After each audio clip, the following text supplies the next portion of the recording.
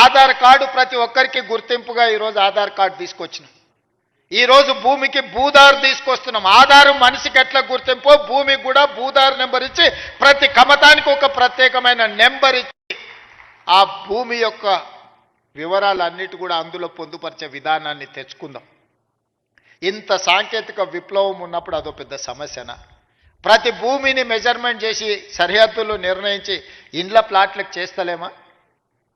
ఇండ్ల ప్లాట్లకు సరిహద్దులు నిర్ణయించినప్పుడు భూమి కొలతలతో పక్కాగా రిజిస్ట్రేషన్ చేసుకోగలిగినప్పుడు వ్యవసాయ భూమిని కూడా పక్కాగా కొలిసి దానికి సరిహద్దులు నిర్ణయించడం పెద్ద సమస్యన? మన రెవెన్యూ సిబ్బంది చేయలేరా ఈ పని?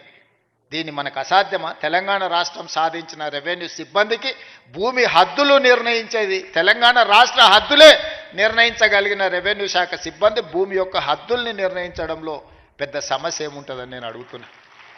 అందుకే రాబోయే రోజుల్లో ప్రతి భూమిని పక్కాగా కొలతలేసి హద్దులు నిర్ణయించి దానికి సంబంధించిన రిజిస్ట్రేషన్ డాక్యుమెంట్ చేసి భవిష్యత్తులో ఎలాంటి సమస్యలకు తావు లేకుండా ఎలాంటి వివాదాలకు చోటు లేకుండా మన చట్టాన్ని బలోపేతం చేసుకుందాం. కొంతమంది వ్యక్తులు దురుద్దేశంతో ఈ రెవెన్యూ శాఖ మీద సృష్టించిన అపోహలను తొలగించుకునే బాధ్యత మన అందరి మీద ఉన్నది.